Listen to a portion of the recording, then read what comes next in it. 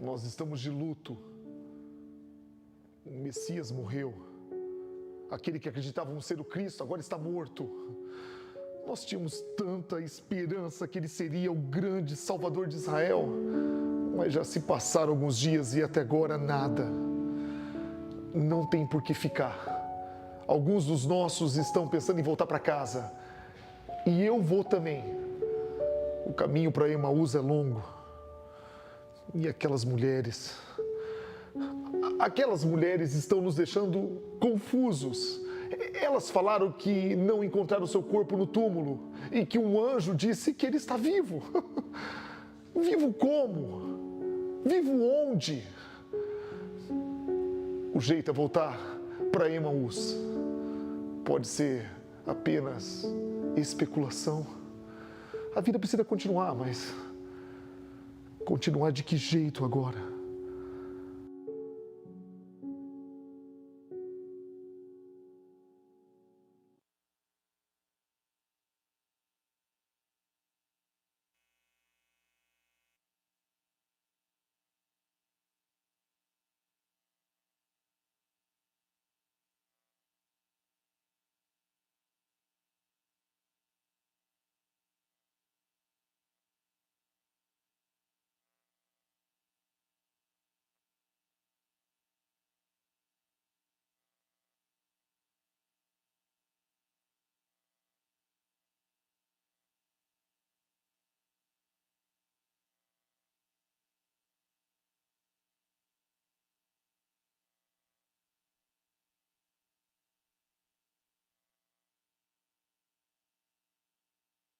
Meses, ou quem sabe até anos, havia sido um investimento fracassado, porque agora estavam retornando para a cidade de origem, depois de terem passado os melhores dias de sua vida, próximo a Jesus, experimentando seus milagres.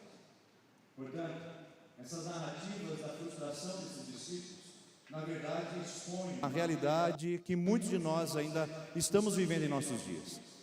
Que nós sabemos que é o resultado da nossa frustração, da nossa decepção. Porque, a semelhança de Cleopas, muitos de nós estamos numa caminhada frustrante. Muitos de nós estamos sentindo o solo debaixo dos nossos pés, árido, seco, poeirento. Muitos de nós estamos voltando para a nossa realidade triste, desanimados, com aquela sensação de desamparo e até de um investimento que não teve o seu retorno. Muitos de nós estamos sofrendo o que esses dois discípulos sofreram de volta à cidade natal, chamado de Síndrome de Emaús. A partir de hoje nós vamos falar todos os domingos sobre cenas e experiências das pessoas nas Escrituras que tiveram um encontro com o ressuscitado e o que isso resultou em suas vidas. Quando eu falo em Síndrome de Emaús, eu estou falando de um diagnóstico onde as pessoas podem se enquadrar e se perceber claramente. Porque não se trata apenas do que eu vejo nas Escrituras, mas se trata também do nosso próprio comportamento e nosso próprio desafio de sermos cristãos ainda hoje, exatamente na experiência de vida que você tem agora. Não, ser cristão não é uma experiência de Bíblia há 2000 anos atrás. Os eventos que lá aconteceram, ou que de lá tiramos e extraímos experiências, estão ainda visitando o nosso calendário, ainda estão presentes na nossa família, ainda estão registrados no dia a dia do nosso cotidiano. Por isso, eu quero com você aqui fazer um passeio em Lucas capítulo de número 24 e encontrar ali os sintomas da síndrome de Emaús, o tratamento para a síndrome de Emaús e os resultados esperados para quem passa por essa experiência de cura dessa síndrome tão letal, tão perigosa e tão epidêmica, que de alguma maneira tem afetado a nossa vida, a nossa fé cristã e até mesmo a nossa comunidade. Vamos olhar o texto e vamos verificar nas passagens bíblicas os sintomas, o tratamento e os resultados esperados desse tratamento que Jesus oferece através da sua palavra. Versículo de número 13 de Lucas capítulo 24 diz: naquele mesmo dia, que dia é esse, irmãos? O dia da ressurreição.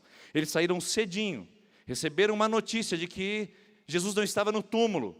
E frustrados, porque já fazia 3 dias que eles não tinham notícias a respeito de Jesus, voltaram para suas casas. E 2 desses discípulos estavam indo para um povoado chamado Emaús, a 60 estádios de Jerusalém, 11 quilômetros aproximadamente. No caminho, conversavam a respeito de tudo o que estavam ou o que havia acontecido. Primeiro sintoma de que você e eu estamos sendo afetados pela síndrome de Emaús é o desejo de voltar para onde Deus havia nos tirado. O primeiro sintoma é você desejar retornar do lugar que você havia abandonado. Quando Jesus chama os discípulos, Ele os chama para fazer uma aventura sem retorno. Uma aventura de dedicação completa. Uma renúncia expressa, que é feita para andar ao lado do Mestre. E esses discípulos então abrem mão de tudo para viver com Cristo na Galileia, em Jerusalém, e andando por todos os ambientes, experimentando milagres, transformações, feitos extraordinários. Mas a frustração é tamanha, a síndrome de Emaús é tão forte e tão evidente na vida desses homens, que eles voltam para o lugar de onde Deus os havia tirado. Isso ainda acontece conosco. Isso também tem com frequência afetado o seu coração e o meu coração. Gente que porque alguma coisa saiu do script, algum movimento deixou decepcionado ou frustrado, abandonam o caminho de propósito de Deus, da sua vontade, e resolvem voltar para o lugar onde Deus o havia tirado, o lugar onde Deus a havia retirado. Gente que viu seus planos se frustrarem, gente que viu sua matemática ser confrontada, gente que viu todo o seu projeto ideal ser desmoronado, e que de repente diz, não, eu quero voltar para Emaús. Gente que infelizmente experimentou grandes coisas de Deus, experimentou grandes milagres, viu do poder, bebeu da fonte, mas que infelizmente por algum movimento ou algum momento está nesse lugar, ou assistindo pela internet dizendo, eu não quero mais. Porque eu imaginava que eu teria o casamento perfeito, e olha aqui eu sozinho essa noite nesse lugar. Eu imaginava que eu teria o filho perfeito, a projeção ideal da maternidade ou da paternidade. E olha aí o meu filho, enquanto eu estou na igreja, na balada. Gente decepcionada talvez com a liderança e disse, eu me entreguei tanto, eu me doei tanto, eu confiei tanto, e agora eu não quero mais isso. Gente que está aqui talvez pela primeira vez depois de anos, dizendo, eu sou de Emaús, já fui de Jerusalém, mas ultimamente, nos últimos anos, eu tenho sido cidadão naturalizado de Emaús, porque abandonou propósitos, deixou sonhos, porque a boa, perfeita e agradável vontade de Deus, que é reservada para aqueles que o amam, foi substituída pela sensação de que você não está no controle, ou de que os planos foram frustrados, ou que perdeu a coerência de vida. Irmãos e irmãs, o primeiro sintoma de que nós estamos com a síndrome de Emaús é o desejo de voltar para o lugar de onde Deus nos tirou. Deus te tirou do Egito, não volte para o jugo de Faraó. Paulo diz isso aos Gálatas, capítulo número 5, para a liberdade foi que Cristo vos libertou. Não encontre ocasião para retornar novamente à carne. Deus te tirou de companhias, de ciclos sociais, de conversas maliciosas, de ambientes tóxicos. Deus te tirou de crenças destruidoras. Deus te tirou de passados confrontadores. E lá está você flertando novamente com esse lugar, flertando com a compra de passagem para Emaús. Emaús não é o nosso lugar, a não ser que estejamos com a síndrome desse lugar. A não ser que estejamos tentando retornar ou voltar, ou estejamos tentando retomar aquilo que Deus pediu para nós deixarmos um dia. Mas não só esse. O segundo sintoma que eu encontro nesse texto está na continuidade. Vamos ler? Versículo de número 15. Enquanto conversavam e discutiam, o próprio Jesus se aproximou e começou a caminhar com eles. Mas os olhos foram impedidos de reconhecê-lo. Duas traduções podem ser feitas aqui. Foram impedidos no sentido de que Deus os impediu de ver, ou de verem, ou no sentido de que eles estavam com o coração tão entristecido que não conseguiam relacionar que aquele que estava ao lado deles era o próprio ressuscitado. Que não conseguiram experimentar ou sentir essa presença misteriosa desse caminhante no caminho junto com esses dois transeuntes. Não, eu acredito que a segunda opção é válida. Porque é muito provável que gente com a síndrome de Emaús, ou gente com o coração apertado, aprisionado e frustrado, pode com certeza ter os seus olhos embaçados. É comum que nós fiquemos com a vista anuviada. É comum que a cegueira nos tome de alguma maneira ao ponto de a gente não enxergar quem Deus é e o que Ele anda fazendo ao nosso redor. Muita gente que infelizmente na caminhada e na jornada está deixando de ver e enxergar simplesmente porque está com os pés direcionados para o lugar de onde Deus tirou. E então é óbvio que os nossos olhos se cegarão, queridos. Gente que não está conseguindo ver a graça de Deus no dia a dia. Pessoas que estão totalmente decepcionadas porque não conseguem abrir os olhos para contemplar a grandeza de Deus provendo, sustentando. Gente que só consegue ver a sua dor. Gente que tem seus olhos só para o sofrimento. Que consegue enxergar só as mazelas. Que só vê a lama deixada pela chuva e nunca o ambiente melhorado por ela. Gente que está destruída em suas emoções e que tem os seus olhos totalmente cegos para aquilo que está acontecendo ao seu redor, que não consegue ver a digital da graça, os sinais do reino, as bênçãos de Deus. Um dos sintomas de Emaús, queridos, é que nós estamos cegos. Não enxergamos Deus, não o presenciamos na mesa da nossa casa, na mesa do nosso escritório, na entrada da sala da nossa universidade, não o enxergamos nas rotinas diárias da nossa vida, não o vemos mais, Ele anda ao nosso lado, Ele está ocupando cada espaço da nossa vida, mas é como se não existisse.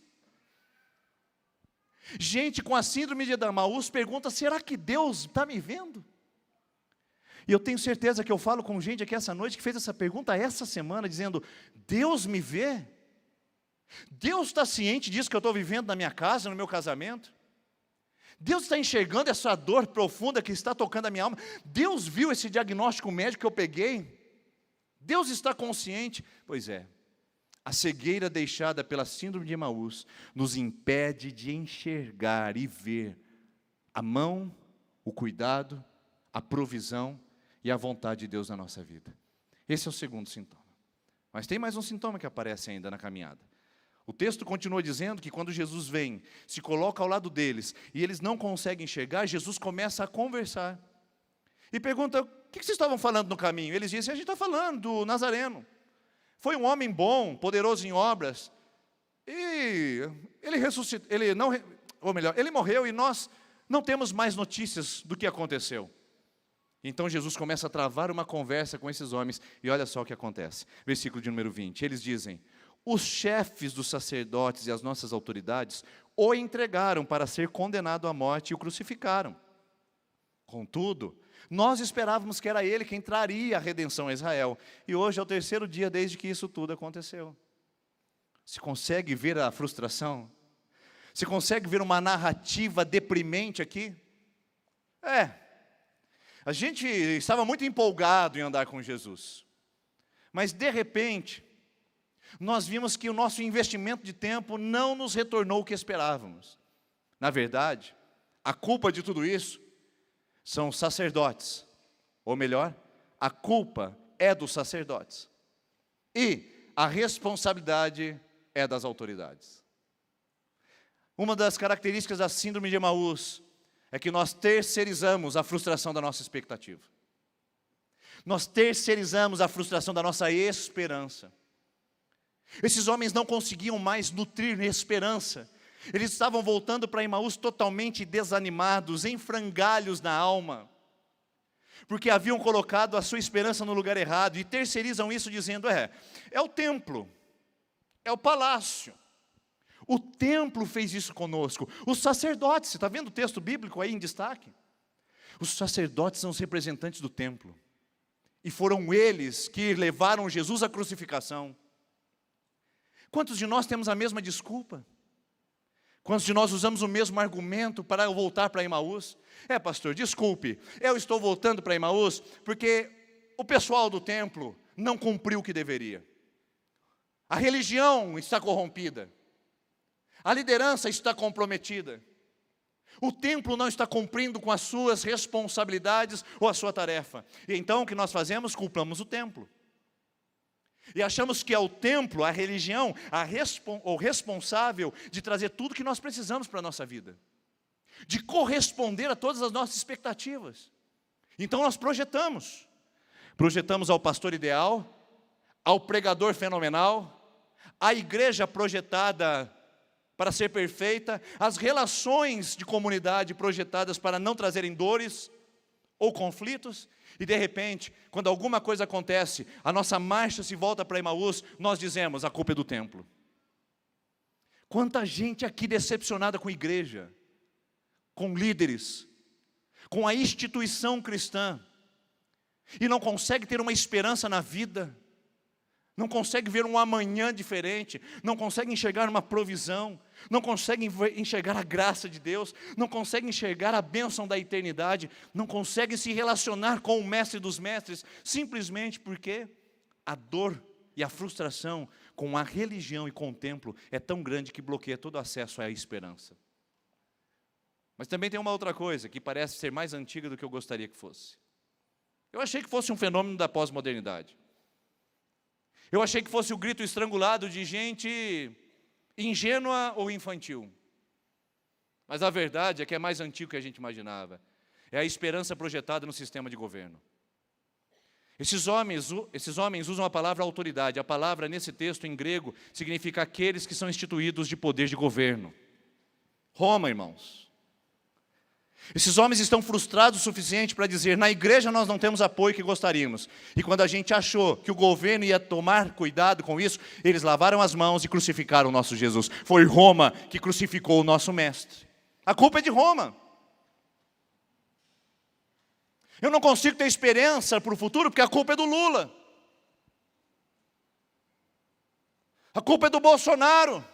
Discurso de gente ingênua, que projeta a sua esperança num sistema político, humano, e não se vê na presença de Jesus, enxergando que Ele é a única fonte de alegria, de esperança, de sustento e de provisão. E somos crentes ateus a pensar que um governo ou um sistema econômico poderia determinar nossa esperança ou nossa alegria. Que crentes somos, que evangelho temos, que não é capaz de ver além dos conflitos governamentais, além dos gritos de autoritarismo, além da crise de democracia. Que crente que somos nós, que não conseguimos enxergar a esperança, além dos conflitos religiosos, da superstição de templos.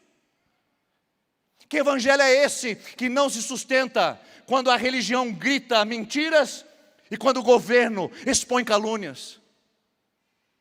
A culpa é do Bolsonaro, a culpa é do Lula, a culpa é da economia, e por isso que eu estou tão desanimado, por isso que eu não consigo orar, por isso que eu não... Irmão, nós vamos morar no céu.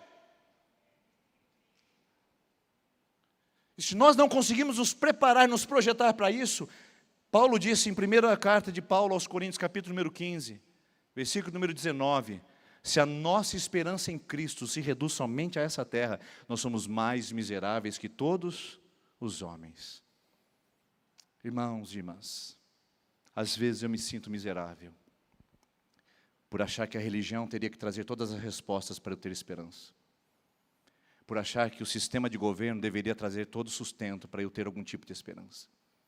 E eu abandono e esqueço a única fonte de toda a esperança da vida humana, Jesus Cristo, o ressuscitado. Esse é um dos sintomas, terceirizar nossa esperança para culpar os outros. E aí nós nos apoiamos em amuletas tão frágeis para tentar sustentar uma fé trôpega, um cristianismo de carteirinha, mas não de coração. E quando essa muleta cai, nós desmoronamos juntos. Caímos juntos, porque colocamos o nosso apoio no lugar que não deveria. O sábio Salomão disse que nós não deveríamos confiar no próprio entendimento. Jeremias nos diz, maldito é o homem que coloca no homem a sua confiança e faz do homem o seu braço de apoio. Nossa esperança não está nessa terra, nossa esperança não está na Presbiteriana Independente. Nossa esperança não está num templo. Nossa esperança está em Jesus Cristo. Quem pode dizer amém para essa palavra? Quarto sintoma. O texto diz no versículo 21, contudo esperávamos que era Ele quem traria a redenção a Israel. Quem tem sintomas de síndrome de Emaús tem narrativas cansadas da história. Você consegue perceber aqui?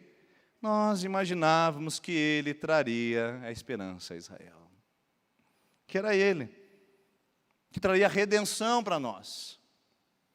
Gente que está tomada pela síndrome de Emaús tem narrativas de pretérito. Você sabe o que é pretérito na gramática da língua portuguesa? É um tempo verbal que coloca para um futuro uma coisa que não consegue acontecer nem no presente e provavelmente não acontecerá no futuro.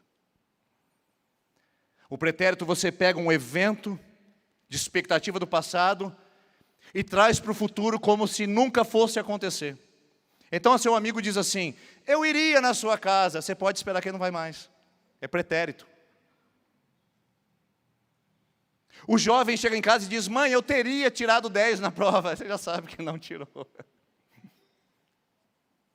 O filho chega em casa e diz, eu teria chegado mais cedo. Você sabe que ele chegou bem tarde. Pretérito não resolve o problema. Pretérito, na nossa língua portuguesa, é apenas uma estrutura que só o português tem para desconversar uma realidade que poderia ser diferente, mas que, na verdade, é um fato definitivo. Eles acreditavam que Jesus não havia ressuscitado e ponto final. Não dá para colocar pretérito para fazer desculpas na nossa religião com Deus. Nosso Deus não é Deus de pretérito.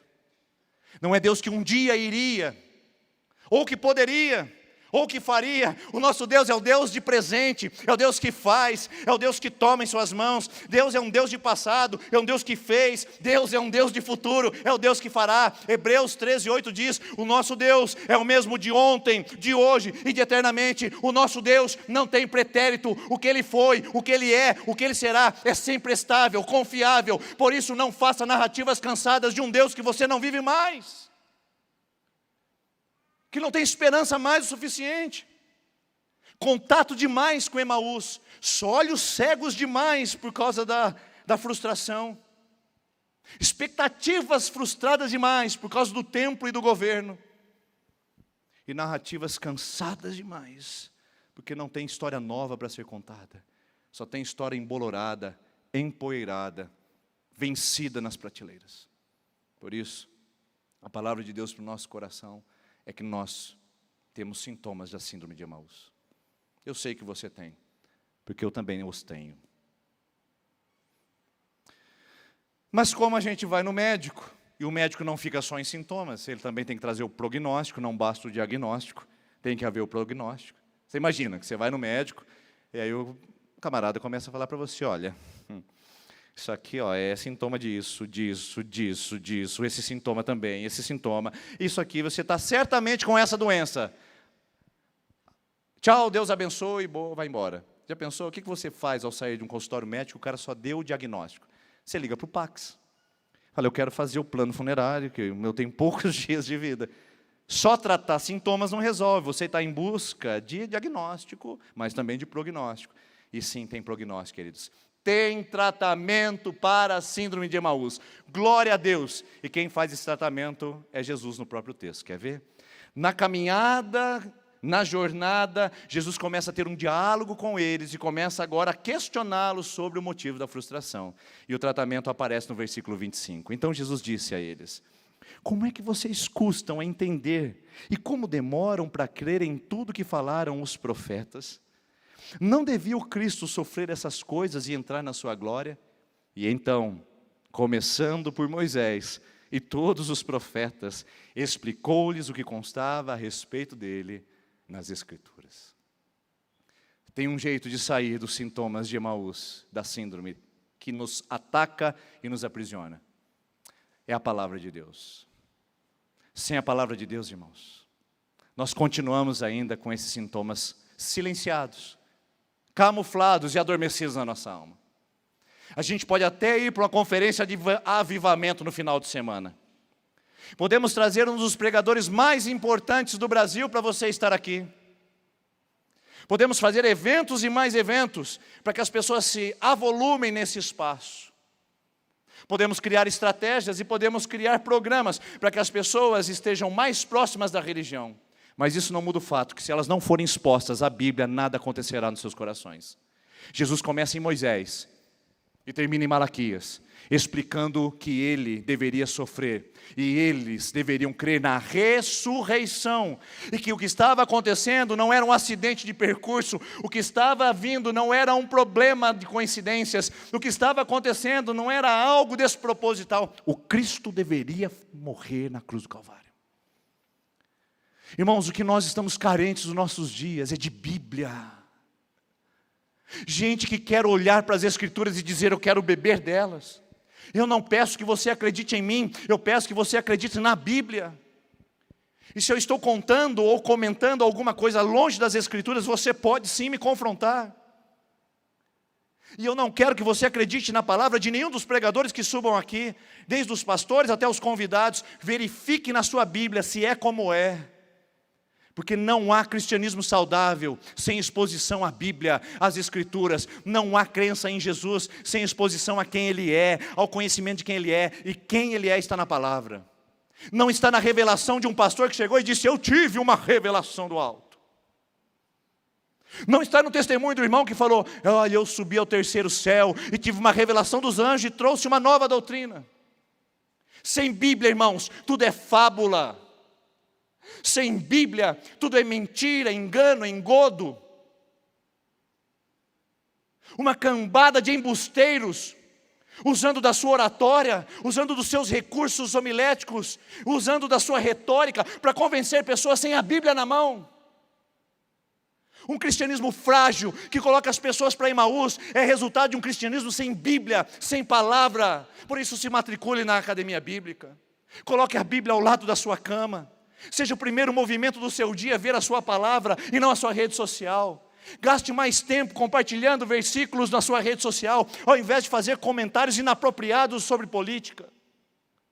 Gaste mais tempo rolando as promessas de Deus no aplicativo da Bíblia em suas mãos, do que rolando as redes sociais e bisbilhotando a vida alheia.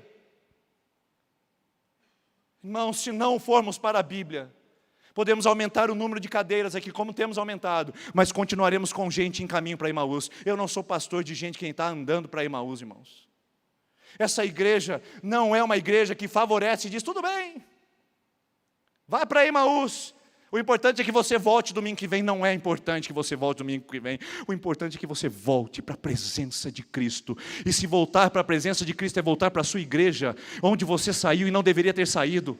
Se voltar para a presença de Jesus é voltar para a sua casa e voltar para o seu lar e trazer a presença de Jesus na mesa da sua casa. E se voltar para Jesus é voltar para o seu trabalho e viver a presença dele naquele lugar. Volte! Mas não fique sem Ele.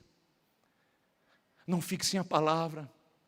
Porque senão nós vamos ter narrativas mentirosas e cansadas de quem não tem nada a contar das promessas sempre novas que estão nas Escrituras. Tem mais um tratamento lindo que acontece. Está pensando? Veja lá o versículo número 28. Quando Jesus se aproximou com eles do povoado, Emaús, para o qual estavam indo, Jesus fez com que ia mais adiante. Eles, porém, insistiram muito. É até meio cômico essa cena, né? Jesus está indo, tchau, tchau, então, gente, tchau, Deus abençoe, até mais, tchau, tchau, tchau. E Jesus sabia o que ia acontecer. E eles dizem: não, Senhor, fique aí conosco. Nós não sabemos quem você é, mas provavelmente você deve estar cansado da viagem. Nós saímos de manhã e já está ficando tarde. Olha só o texto. Eles insistiram muito, dizendo: fique conosco, pois o dia já findou e está chegando a noite. Então entrou para ficar com eles. Quando estava à mesa com eles, tomou o pão, deu graças, partiu e deu a eles. Eu acho lindo o que está acontecendo aqui. Nós temos o movimento de Jesus que caminha ao lado dos discípulos, entra na casa dos discípulos e senta à mesa com os discípulos. Você consegue ver a progressão de intimidade, irmãos? Vocês conseguem ver a progressão de presença? Ô, irmãos, como nós precisamos ir para a mesa, como nós precisamos ir para esse lugar de intimidade. Quem você leva para a mesa da sua casa? Quem você leva para a mesa da sua sala de jantar? Quem você tem apreço e de quem você tem uma preocupação muito grande. Intimidade. E aqueles discípulos trazem Jesus à mesa, e Jesus disse em Apocalipse, capítulo número 3, versículo 20, eis que estou à porta e bato, se alguém ouvir a minha voz e abrir a porta, eu entrarei, cearei com ele e ele comigo. Jesus diz: eu quero sentar na mesa. Esse Jesus distante que a religião pintou não é verdade. Esse Jesus impassível, intolerante, que está sempre com um cajado na mão, com raios ao redor dele, isso não é figura de Jesus, isso é figura de Zeus da mitologia grega. Tem muita gente que tem Zeus na sua fé e não Jesus. Jesus é o Deus que senta na mesa da nossa casa. Jesus é o Deus que toma o pão, dá graças e o parte, e dá para cada um dos seus discípulos dizendo: este é o meu corpo que é dado por vocês. Este é o Jesus que pega o cálice e oferta a cada um dos seus discípulos dizendo: esse é o cálice na nova aliança do meu sangue. Tomem dele todos e comam. Esse é o Jesus que quer entrar na mesa. Ou melhor, entrar na casa e sentar na mesa. Ele não está satisfeito em só andar ao seu lado. Ele quer mais. Que ele anda ao seu lado, isso é evidente fato. Ele não te deixou nenhum minuto. Aliás, ele nem pode te deixar, porque ele ocupa todos os espaços. Ele ocupa todos os movimentos. Deus é tão grande que ele não pode se mover, porque tudo está nele. Tudo está nele. Por isso você não pode sair dele. Ele caminha com você. Mas a chamada e o convite para você hoje é que ele deixe de ser o caminhante no caminho e passe a ser o convidado na mesa. Porque é isso que ele quer ter com você, minha irmã e meu irmão. Não importa onde você foi, não importa onde você chegou, não importa quanto tempo você está morando em Emaús, não importa quantas vezes o seu pé já empoeirou, ele quer sentar à mesa com você, quer partir o pão e quer viver algo precioso com você. Por isso eu convido você a pegar o seu cálice que está nas suas mãos. Você que pegou o cálice na entrada, se você não pegou, tem algumas mesas dispostas à frente, ao fundo, você pode pegar. Porque nós vamos participar da ceia. Pega o seu cálice, feche os seus olhos. Ele quer estar à mesa com você. Ele quer estar à mesa com você. Feche os seus olhos, nós vamos orar.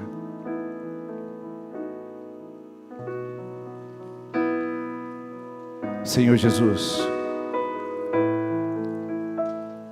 essa palavra é para quem estava voltando para Emaús. Essa palavra é para a gente que precisava de um encontro com o Senhor essa noite, porque estava ficando cego. Essa palavra é para esse homem, ó Deus, que estava culpando o mundo e a todos porque não consegue ter esperança.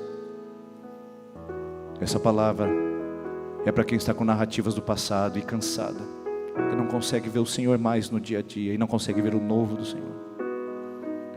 Mas Senhor, nós fomos expostos à Tua palavra e agora nós chamamos a Tua presença. Vem, Senhor, senta à mesa, fique conosco, porque nós vamos beber do cálice, comer do pão, e que nos sentamos participantes da mesa do Senhor. Em nome de Jesus, você pode comer o pão, você pode beber o cálice.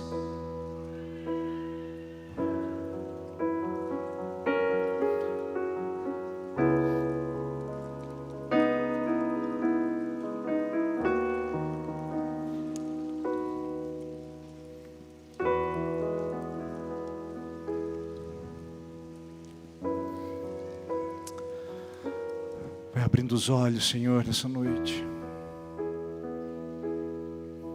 Vai queimando o coração aqui nesse lugar essa noite, Senhor.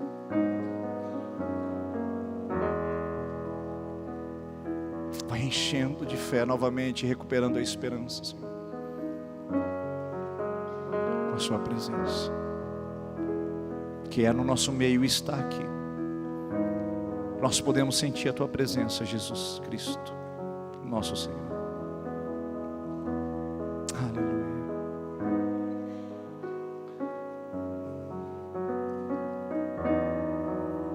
E depois de fazerem o que você fez,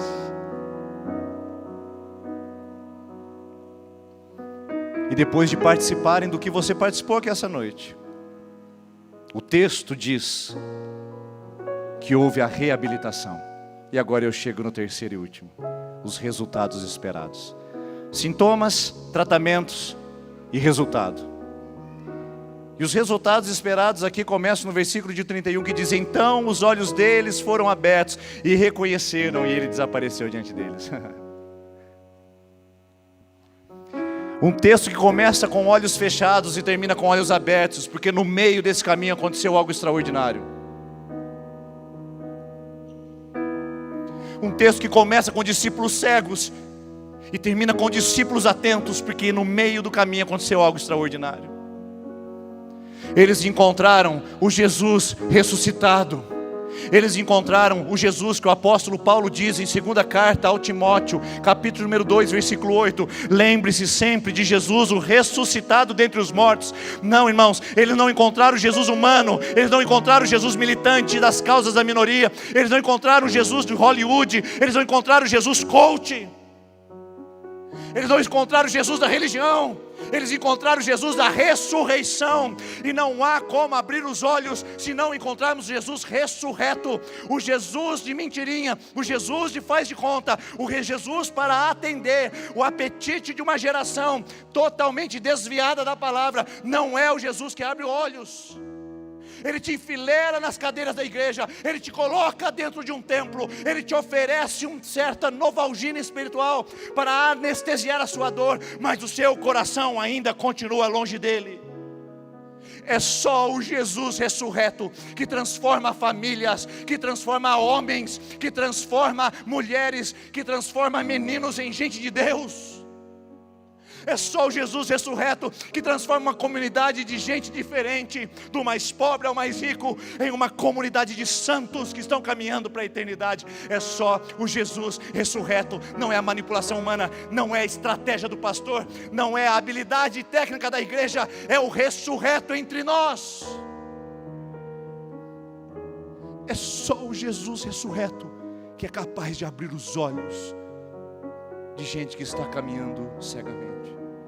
Mas veja outra coisa que acontece nesse texto, o resultado esperado. Então, perguntaram um ao outro: não ardia, olha o segundo resultado esperado, não ardia o nosso coração, enquanto ele nos falava no caminho e explicava as escrituras. Gente apática e frustrada, no meio do caminho com o ressurreto, tem o coração vibrando e queimando de amor. Esse é o resultado de quem encontra o Jesus ressuscitado. Esse é o resultado de quem encontra a palavra de Deus em sua vida. O coração queima, irmãos. O coração arde. E quem não tem o ardor do Espírito no seu coração, continua com a dor do passado na sua história. Eu vou repetir porque essa palavra veio hoje de manhã e eu até brinquei com o pessoal dizendo: grava aí que eu quero falar novamente para quem vier à noite. Mas é um trocadilho interessante. Quem não tem o ardor do Espírito e da palavra no seu coração, tem que lidar com a dor lancinante da sua alma. Então deixa queimar, deixa vir vida, deixa chegar esperança, deixa o ressurreto abrilhantar a sua vida, porque sim, quando Ele está presente, o nosso coração queima. O nosso coração desperta, a nossa vida se estabelece. Ah, como é bom isso. E por fim, queridos, o último resultado esperado. Levantaram-se e voltaram para Jerusalém. Gente cega que começa o texto, termina vendo e enxergando. Gente frustrada que começa a caminhada, termina cheio de esperança e de coração ardendo. E gente com narrativa cansada e deprimente termina com uma nova história. O texto diz que eles, quando viram a Jesus na mesa, como você viu essa noite, se levantaram e voltaram para Jerusalém, de onde tinham saído e de onde não deveriam ter se movido. E eu pergunto para você, eles se voltaram quando? Se voltaram quando, irmãos? Depois do outro dia? Na semana seguinte? Veja o texto: imediatamente. 11 quilômetros de caminhada, da manhã até a noite, cansados. Quando eles veem a Jesus na mesa, sabe o que eles fazem? Eles voltam correndo para Jerusalém. Porque não tem como você ficar parado com uma narrativa nova, reconfigurada, restaurada. Gente que está com narrativa embolorada, perdida, fora de validade, é recuperado naquele Deus que faz nova todas as coisas. e colocam seus pés em marcha e apressados para poderem visitar os lugares onde Deus os chamou para estar. Ah, como eu fico feliz e empolgado de saber que essa noite você é um desses que partiu o pão, tomou do cálice e agora está com os olhos abertos para ver os milagres de Deus na sua vida, com o coração queimando para poder adorá-lo verdadeiramente e viver o melhor dele, mas sobretudo com seus pés ligeiros o suficiente para voltar no lugar que Ele te chamou para viver nele. Jerusalém continua com o templo, Jerusalém continua com o palácio, mas você volta com o ressuscitado, amém? Jerusalém ainda continua com seus templos, ainda continua com seus impérios, mas isso não é limite para quem volta com o ressuscitado e tem uma experiência com o Cristo verdadeiro. Por isso, em nome de Jesus, a sua experiência vem dele e com ele. Se você está perdido, Ele é a orientação para o seu coração. Se você está cansado, Ele é a força para a sua fé. Se você está fracassado, Ele é o sustento para a sua vida. Se você está enfermo, Ele é a cura para a sua alma. Se você está deprimido, Ele é a alegria para o seu coração. Se você está decepcionado, Ele é a confiança e Ele é o fiel companheiro ao seu redor. Tudo que você precisa está nele. Se você tem sede de aceitação, Ele diz: eu sou o amor que você não precisa mendigar. Se você está com sede de posição, Ele diz: eu te coloquei sentado à minha direita nas alturas e regiões celestiais. Se você está totalmente desorientado na fé, Ele diz: eu sou o caminho, a verdade e a vida, e ninguém vem ao Pai a não ser por mim. Ele é tudo o que você precisa. Ele é Jesus, o inigualável, o incomparável. Nenhuma religião pode ter a audácia de dizer que Ele é parecido com Buda, Confúcio, Maomé, Moisés ou qualquer outro grande profeta. Ele é Deus, Ele é Senhor, Ele é ressurreto, Ele é Cristo, Ele é verdadeiro, Ele é santo, Ele é justo, Ele é o alfa, Ele é o ômega, Ele é o criador do universo, Ele é o detentor de toda a autoridade, nele tudo subsiste. Ele é o cabeça da igreja, Ele é o pão da vida, Ele é a água que sacia a sede do coração, Ele é a rocha eterna, Ele é o cordeiro vivo que desceu do céu, Ele é o pão vivo que desceu do céu, Ele é o Messias, Ele é o Cristo, Ele é a restauração da vida, Ele é a esperança, Ele é a fé, Ele é a nossa fé, Ele é o nosso Pai, Ele é o nosso Abba, Ele é o Cristo Messias, o Senhor, e nele nós somos filhos amados e chamados à mesa. Irmão, se você não puder ficar em pé e adorar Ele comigo nesse momento, então você talvez esteja com a síndrome de Emaús mais atarefada no seu coração.